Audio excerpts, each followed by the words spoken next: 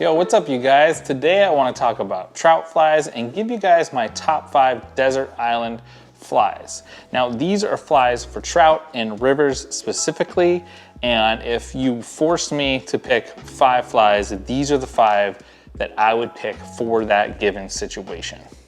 Okay, so I just wanted to talk a little bit about how I thought about this process of picking these flies and kind of how I decided on these flies, right? So when we start out in fly fishing, I think all of us beginners, to advance, when we first started out, we would see other people on the river catching fish, and maybe we're catching a few, but we're not catching as many fish or not catching fish at all, right? And we automatically point to the fly that's at the end of the line, assuming that that's the issue, right? That's the problem, that's the reason we're not catching fish. When in reality, it's generally a lot of other factors of why we're not catching fish. It's not necessarily the fly. A lot of times it's the water they're fishing or how they're fishing that water was the difference that day of why they were catching fish and you weren't catching fish. So the fly does make a difference, but it's not everything. So when I was creating this list, I set out to base my picks on situations that I generally fish every single year, every single day out on my local waters. These would be the bare bone flies that I would need to go out and effectively catch fish given that type of water. And so I chose from 3 categories, right? Streamers, nymphs, and dry flies. That's what I broke it down to, and I picked from those based on my given conditions and where I fish. I know a lot of you are probably like, well, what about wet flies? Wet flies are important too. And yeah, they are important, but they didn't crack my top 5. I can use some of the flies on this list to emulate some of the things that a wet fly would be doing in the water. And so I felt like, that limited situational possibility of needing a wet fly, I could use one of these others to service that situation. So I left that off. So yeah, just streamer, nymph, dry fly. That's it, that's what I picked from. And I'll go through my reasoning for each of the picks when we get to them and kind of explain to you how I made the selection. So the first category and the first fly we're gonna talk about is a streamer. Okay, so when I was thinking about my streamer selection, I knew that I would wanna fish it 2 ways. I'd wanna fish it just on a regular floating line, right? With like a normal leader stripped back or swung downstream for me or casted upstream and stripped back, those sort of presentations. But I also knew that I would want to fish this Euro style on a Euro rod, tight line, under that, under those sort of conditions. I knew those were kind of the 2 scenarios that I'd want to use this fly, right? And so I couldn't pick something on a straight shank hook because it wouldn't fish on a Euro rod that well. And I knew that it needed to have a little bit of weight to it. It needed to get down fast. So I wasn't gonna pick a really large, like articulated streamer. I wanted something a little smaller, a little more subtle. And so I went with the black Desculpin streamer. And this one was a tough one for me because my first gut was to pick the olive version of this fly, but I went with the black because I feel like the black works in more situations, right? So my local river, the olive color tends to do a little bit better, but the black tends to do better other places, right? So if you're forcing me to pick a top 5 and it's gonna pick 1 streamer, I need something that's gonna work all over the place. So I went with the black. It's a great pattern. I tied this on a 60-degree bend hook, so it still will ride upright on a Euro rod, but I can also strip it back or swing it and still have it ride in the current correctly. The common size I tie it on is a size 12 with a 3.5 millimeter tungsten bead, which is what this is here. It's a constant producer for me. It works super well. Pick number 1 is the Desculpin streamer in black.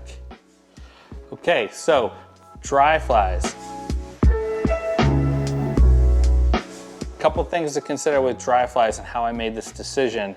I was thinking about the situations in which I fish dry flies, okay? I'll fish a dry fly on its own, on a long leader, on a dry fly rod, right? I'll fish a dry fly as a dry dropper type setup. Then there's also terrestrials, right? There's terrestrial dry flies. And so those were kind of the 3 kind of situations I was thinking about with a dry fly, trying to make this decision of which dry fly I would pick for my top 5. it was not an easy decision, and I came to the conclusion that I needed to pick 2 dry flies to fit the bill for all of the situations that I will fish on a river in a given year. Okay, so the first dry fly I picked is the indicator caddis, or the front end loader caddis, or the corn-fed caddis. That's 3 great patterns that you could pick for this selection. This is just my version and how I tie it. The reason I picked this fly is that it is a caddis, but it's also somewhat of an attractor pattern, right? You can emulate more things. You can tie it small and it's more of a caddis. You could tie it on a size 8 or 10 and it could be more of a grasshopper, right? And that's kind of the reason that I didn't go with something like a chubby Chernobyl, right? That you would generally use for a dry dropper setup. That fly is not quite as versatile. It doesn't imitate as many different bugs, right? It's more of just a hopper or a salmon fly or something like that. So I went with a little bit smaller fly that works great in dry dropper situations, but also this fly works great as a single dry fly. Catch fish on this all the time, just fishing this alone, right? And it absolutely kills. So tied big, it'll hold up bigger nymphs. Tied smaller, it holds up smaller nymphs, but it works great in dry dropper situations and on its own. This is an olive version with an orange tag, which is kind of my favorite combo, but you could tie it in a bunch of different color combos, but if I was forced to pick one, this would be the color combo. It tends to work in most situations in most places versus some of the other color combinations that you can do. So that's dry fly number 1, indicator caddis. Okay, so for this second dry fly, I thought about all the situations I fish. I came to the conclusion that I needed a terrestrial fly. I've got the attractor that'll work for a dry dropper and on its own, but I need something that will bring up some of those pickier fish that may not want to come up for something like a caddis. Also, the indicator caddis can be tied in larger sizes, right? So it could emulate a hopper if you wanted to. So I needed a terrestrial pattern. I needed something for those last 5 or 6 months of the year where you can get away with fishing just one fly and bring those fish to the surface in those better water conditions. And the terrestrial that I picked was the Bionic Ant, Lance Egan's pattern. This thing just absolutely works.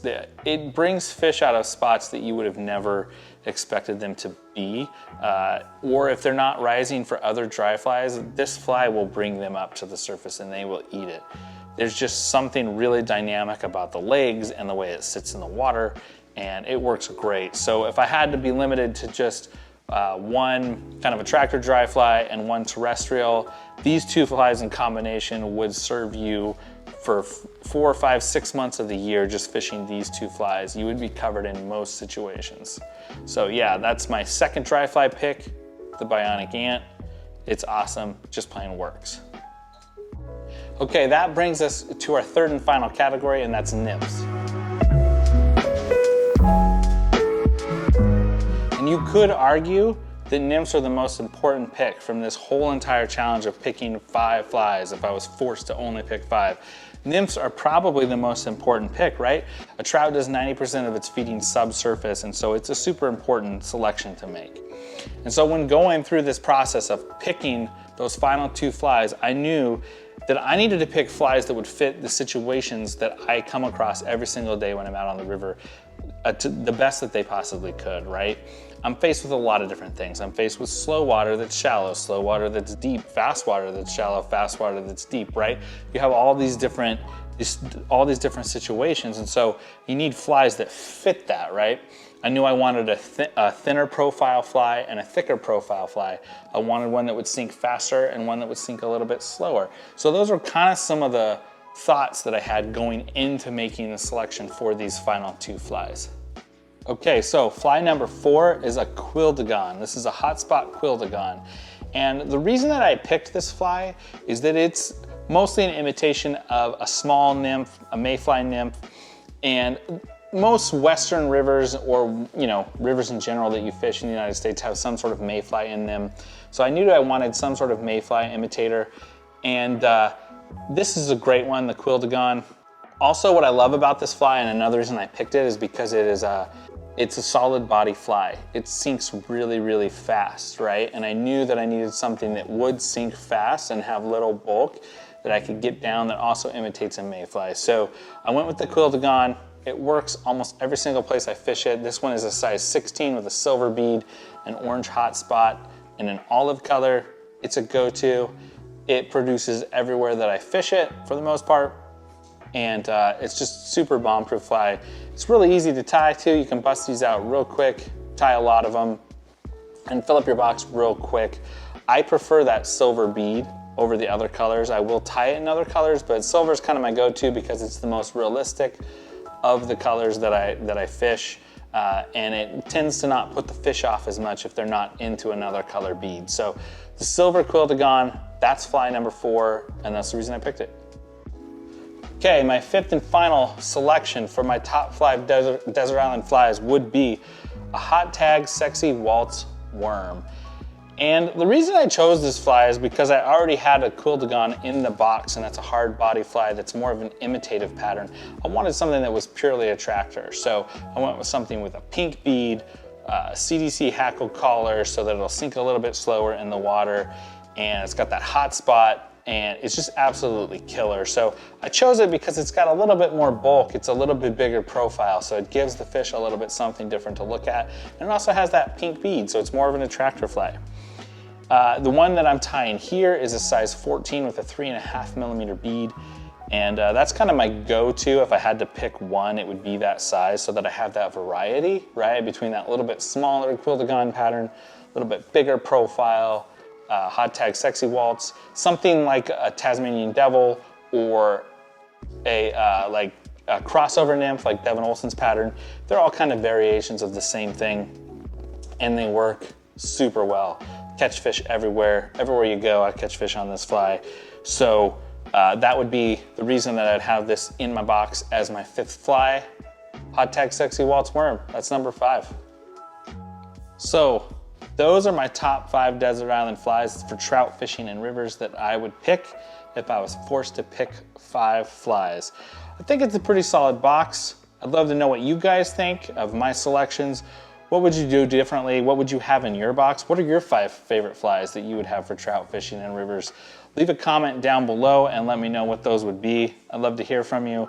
Maybe there's something I'm missing. Maybe there's a scenario that I forgot about, and I'd love to hear about it. But hopefully you learned something from this and kind of understand my thought process between how I would pick flies if I was forced to just pick 5. That's the 5 flies. Till next week, catch fish.